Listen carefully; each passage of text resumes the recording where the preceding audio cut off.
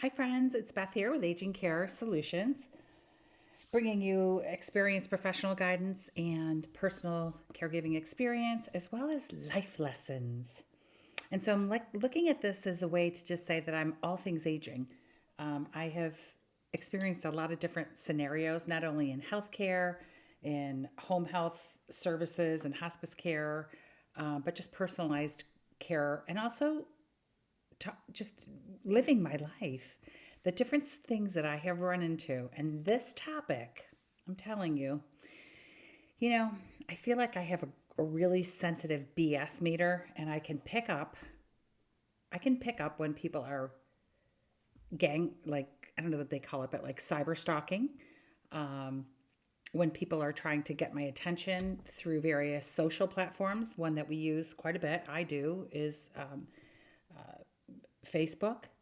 But even on professional sites like LinkedIn, you'll see people who will ask for you to connect with them, or they'll try to connect with you and you have no connection to this person whatsoever. I mean, someone from Abu Dhabi tried to friend me the other day, which, you know, culturally, I have neighbors from all over the world in my neighborhood. And it's not really so much that, it's just that we don't have one friend in common. Our paths will never cross, professionally or personally. So I don't friend people.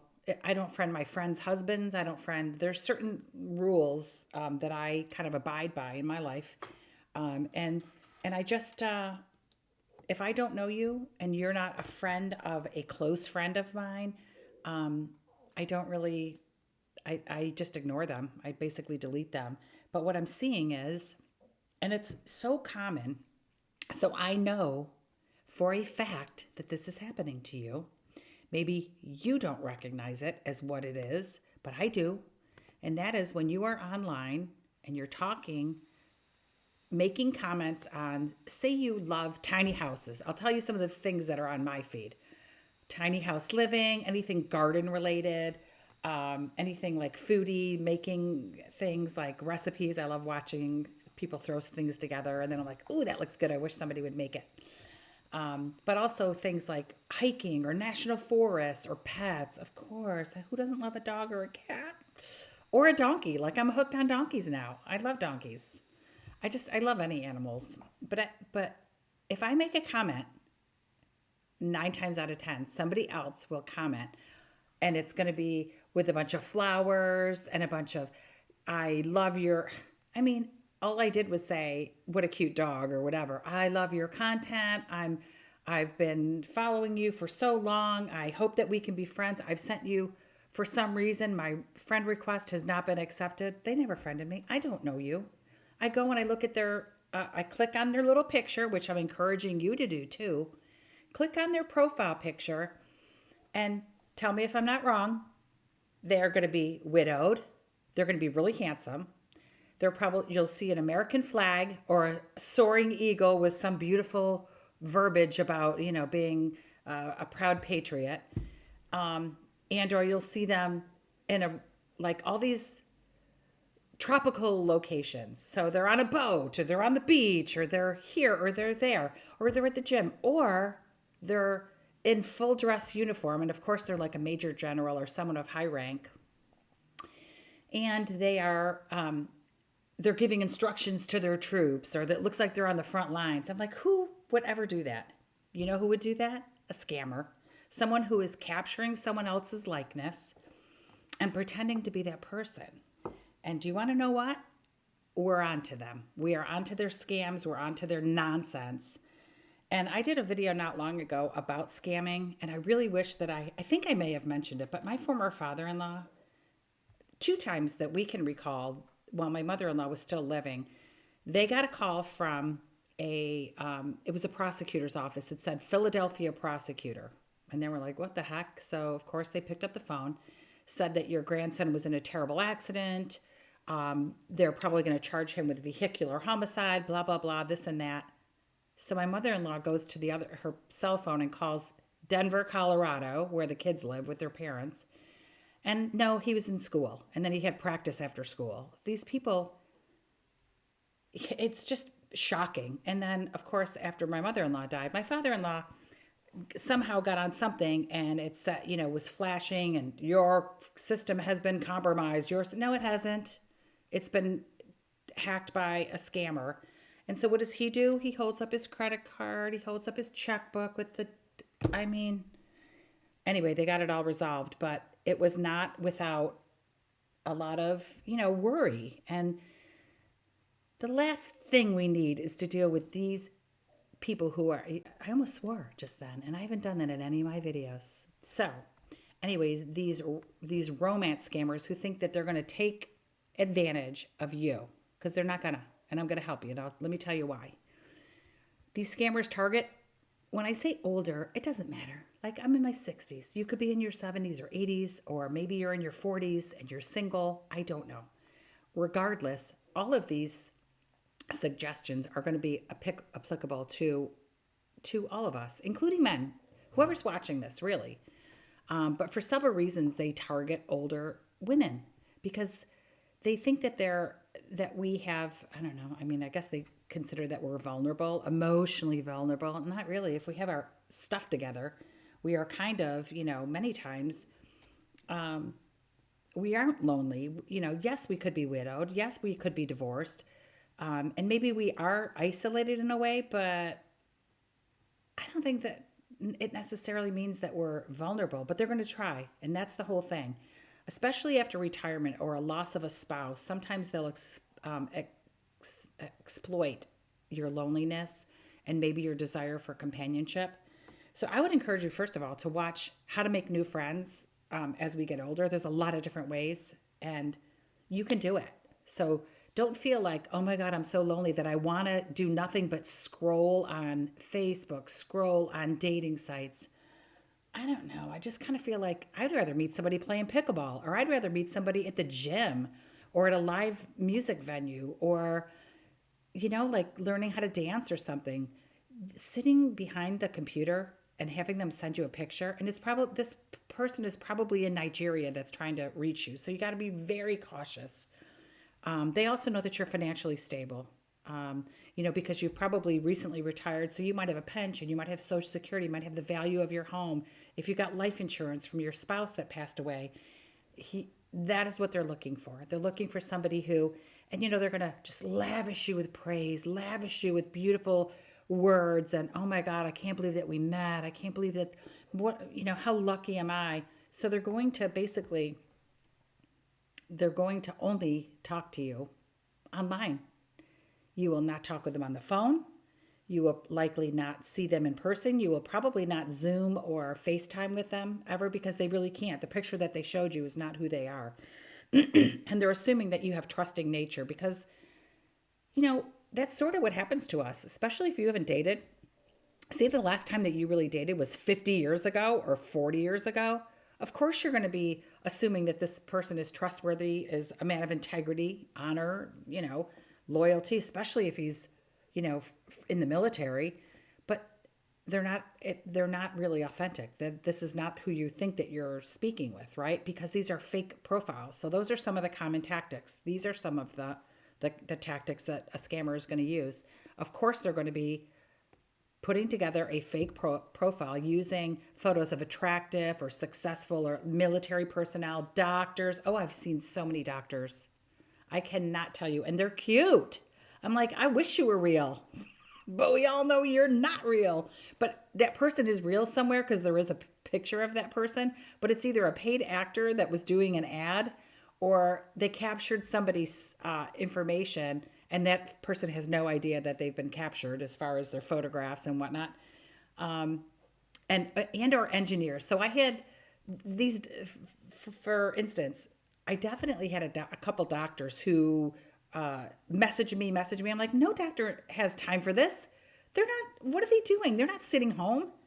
All they have to do, I mean, come on. They're not sitting home scrolling through people's profiles to see who they are. So it's just such nonsense. The other is engineers. A lot of times they say that they're out on these oil rigs, right? Because they can't be reached. They don't want to have like a set address or anything. Same with military. They travel all over, so they don't have a fixed address of where they're at. And I'll tell you why they don't. Because they don't have an address. It's not a real person, but they're going to their position requires them to travel quite a bit, and they're hard to reach, and they're this, they're that. So the love bombing, it's going to come quickly. So you will see that this person is, hey babe, how are you? Hi honey, hi sweetie, I miss you. Hi queen, I miss my queen.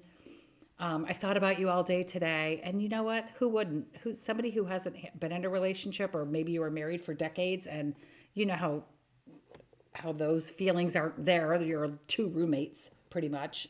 But anyway, it's very easy to think, oh wow, this guy's we're building an emotional connection. This could be love. And then of course they're encouraging that you don't really talk to anybody about it. They don't want you to mention it to your friends. Don't mention it to your best friend or your kids about the relationship. They're going to encourage secrecy. Let's just see where this goes, and this will just be between us. Okay, red flag number 50. I just can't. I mean, I avoid it. I've seen red flags in over my lifetime, and it's got me in trouble every single time I ignored it. Every single time I ignored those red flags, there was nothing great that ever came of it. I can tell you that right now. I wish I could say what I'm talking about.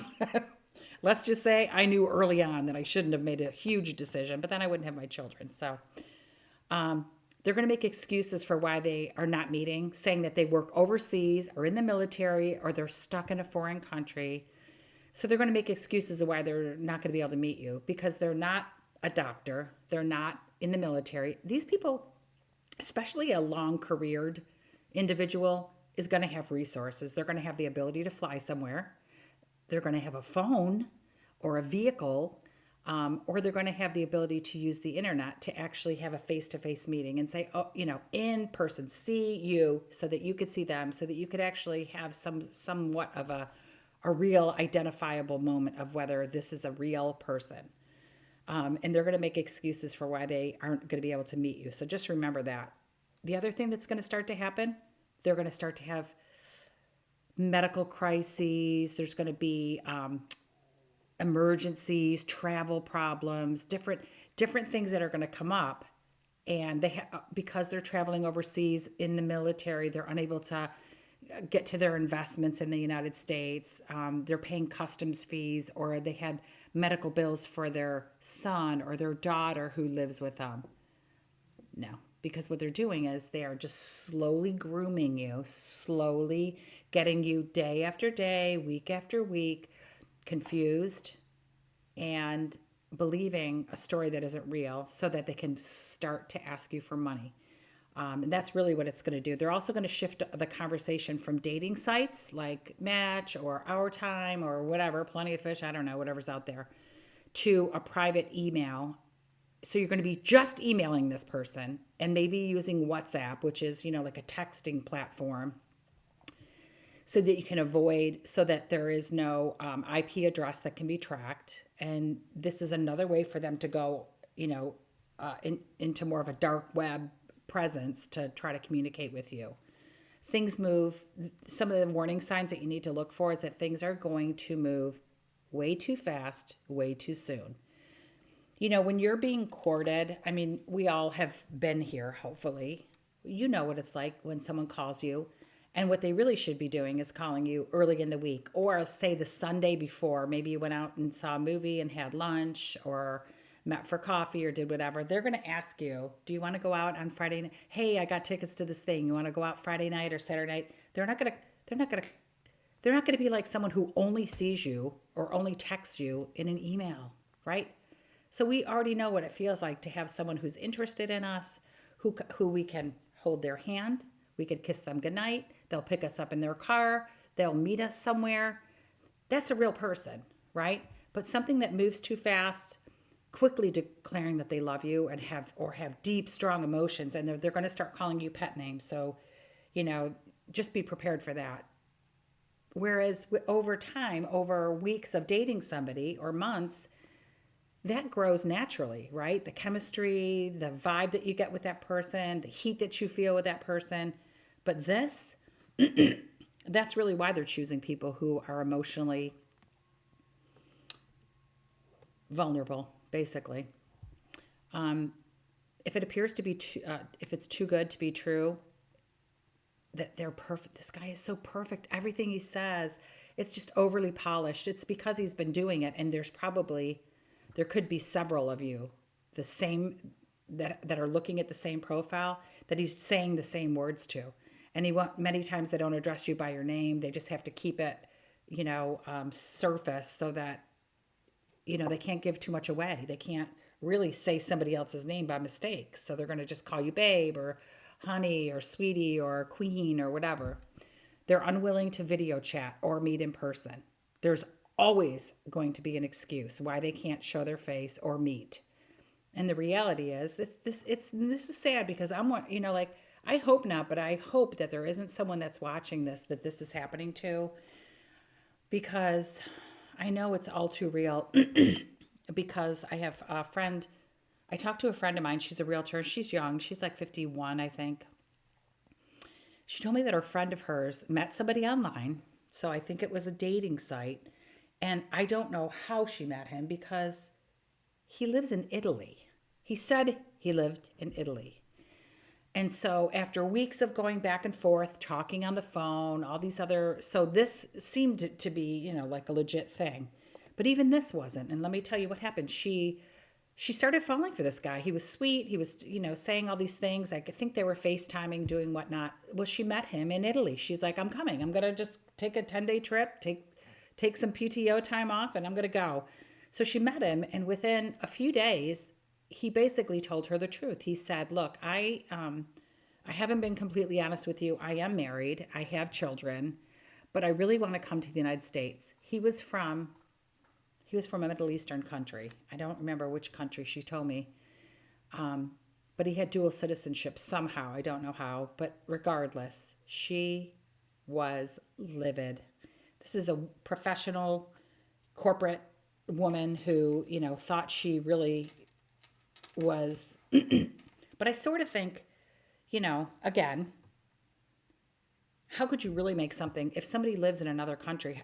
I guess if you have absolutely nothing holding you anywhere, no parents, no children that depend on you, a job that you're not interested in, and you would just scrap everything and go, then that's an ideal relationship, I guess, to traveling 15 hours to see somebody. But the true scammers are going to be unwilling to chat with you or meet in person because they can't, because they're not real. They are going to be they're not the person who you think they are, right? And they're going to start pressuring you to send money and gifts, gift cards. So they're going to create elaborate stories, right? So justifying why they have to ask you. I'm really embarrassed. I don't want to ask you this, but, if they're in the military, they got full medical coverage for life. TRICARE for life. I mean, I just know a lot of this because I used to get referrals from Walter Reed. But I want to say that there's just, now that I see these and I see what people, and there's videos about this, I mean, you cannot believe there's so much information about how to avoid these. But I think when it starts to happen, we want to believe. Who wouldn't want to believe that a really handsome doctor or a really rugged, seemingly rugged dude that's in the military, is hot for us? I mean, who wouldn't? So, but things that you're going to start to see are that they're going to start getting, again, too fast, too soon, too good to be true, unwilling to meet in person or chat online, pressuring to send money or gifts. And then things are going to start to get very inconsistent because you're going to ask them questions and they're going to change the subject over and over. They're not going to want to talk about that. Their story may change over time. You'll say, well, I thought that you said that your mom died. Oh, forgot. Because you know why? They are lying to so many different victims. They cannot keep their story straight. The one thing that when I first started this video was about the BS meter, the intuition, the guidance that we are all given. It will never lead you into harm. It will never. It will never tell you to jump off a bridge, or it's always going to tell you, get out now. That voice has talked to me for years, and I have followed that. There were some times when I didn't because I thought I knew better. But you know what? I'm so glad now I trust that voice. I trust that inner ding, that inner guidance to tell me whether something is good for me or not good for me. And so when these inconsistent details and their story keeps changing, you're going to be going, wait a minute. They're also going to be using poor grammar or spelling. Their spelling's not going to be right because it's not their first language, right? Especially if they claim to be well educated. So if this is a military person or a doctor, Excuse me. I'm telling you, the pollen, and I walk every morning, so it's like it's just been settling in me, that pollen. Or from an English speaking country, they would have much better grammar. So that is going to be another. So as you start to look at these things, I've known this person just a matter of a few weeks, and they're proclaiming this. They are asking for money, or I'm really seeing that their stories doesn't make sense, because that's not what he told me last week. And the English, the sentencing, and they'll also avoid questions. So they're going to sidestep personal questions or give very vague answers. Where did you grow up? Oh, like I don't think that they're prepared for how smart you are. They're not prepared for it, and they're not going to be, because you're going to be on top of your game if something like this were to happen. I think there's things that you should be able to do and how to protect yourself. The other thing is, before I go on to the next area, is they're going to ask for unusual forms of payment requests, asking for gift cards, wire transfers, maybe pay them in cryptocurrency, prepaid debit cards. No, no, no, no, no. In fact, they're not going to get any money from you. They're not going to get, if you have, I would say, if you only have a few of these warning signs, if you have never seen this person or talked to them on the phone, huge red flag. If they're unwilling to chat or meet in person, that is not a real person. And if they start to ask for money, or their spelling is off, or their grammar is off, or they're avoiding questions, I fully give you permission to pull your power, take your power back, and completely block that person. I know it'll be painful, but I really feel like you owe yourself a real life person to love. I just watched something the other day, and I almost died with sadness thinking about it. They are people who are they're in a relationship or married to an AI. I didn't know whether to laugh or cry when I watched that. I was like, wait a minute. There's a woman who says she's married to him. His name is Eric, and he's a lot younger than her. But he gives her the support that she wants. I thought that, how sad. How sad is that? But to each his own. But at least you know that you're not being stolen from. And then when I say that these guys scam you, they scam you out of your emotions, your feelings, what you've built up in your mind and in your head as a true loving person on the other end. And they're also taking from you financially, right? So it chips away at a lot of different areas. Your self-esteem, how you value yourself. Then you start to kick yourself saying, why didn't I pick up on this? Why didn't I know? We're not doing that. We are not doing that to ourselves. Okay? This could happen, or it could have already happened to you, but there's ways that you can combat it. And so you forgive yourself and you keep moving on, right? You go back and you watch that other video about how to make friends, and you start to make a group of friends that are in person and real.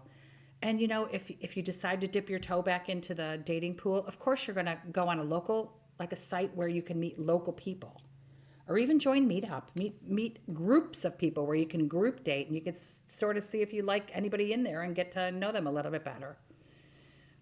They said that in order to protect yourself, that you can check their profile photo. So if you see that profile photo, you can do what's called a reverse image search. I did that one time because I was getting pictures from some gang stalker. Who knows? There's so many weird people out there. So I took this picture, and it said it was a stock image that is used to spam people. So I was like, okay, at least I know that it's not just me. It wasn't a real person. And I would probably talk to a trusted friend. I would get a second opinion, and I would say to my friend, I just got off the phone with my friend Karen and Terry. I would probably just say to them, listen, this guy, I've never met him. He's online. He's really cute. He's a doctor. He's a, military general. Keeps texting me and sending me messages, but he can't meet, and he wants money. Do you think that that's a good idea? Do you know what they're going to tell me? They're going, I don't know. Both of them would be like, are you kidding? Stop it. So I would seek out a second opinion and ask about these red flags. You already know. You already probably know because you're feeling it.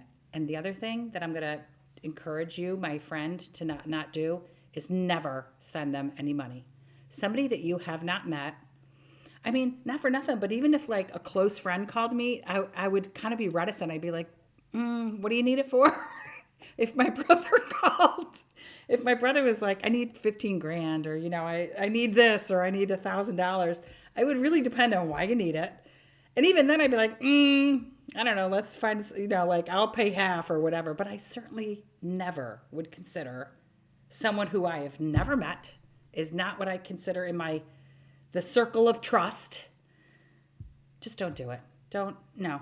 Say, you know what, I really would, but something's telling me this is not right for me right now. So I wish you all the best, but until I can see you and meet you in person, I don't think that, it doesn't bode well for me. I really don't think that anybody would recommend that I do that for you.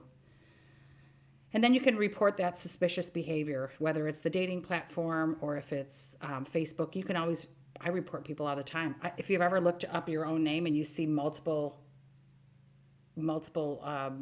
profiles that just have your name on there, but the same city that you're in, it looked like someone was trying to build a profile of me. And so what I did is I reported it as someone trying to copy, and they take it down. It's really great that they can do that. But, there's a lot of scammers out there. So many different scenarios as we age, but a lot of times people aren't so familiar with dating platforms because they haven't been dating. They've been married or in long-term relationships, or they've been single for a very long time. But again, I would trust that you're going to put in your parameters about where you're going to look for a date, and you certainly should look within 10 miles or 15 miles of where you live. But they shouldn't be building profiles on those sites, because I think those get scrubbed better. Where you're going to see it is them coming through Facebook and some of these other platforms that have a little bit less. Anybody can comment if someone isn't, if their security settings aren't for friends only, especially content creators. So you got to be careful of that.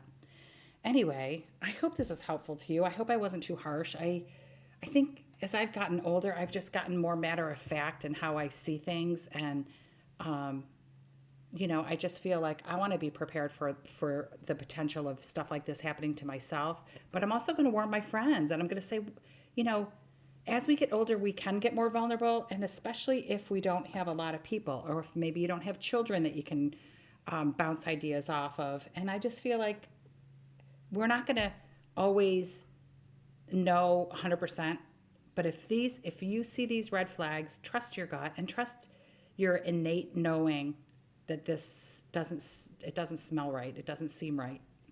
And I trust that you will do the right thing for yourself. All right, I hope this was helpful, and I look forward to seeing you at the next video. Take care.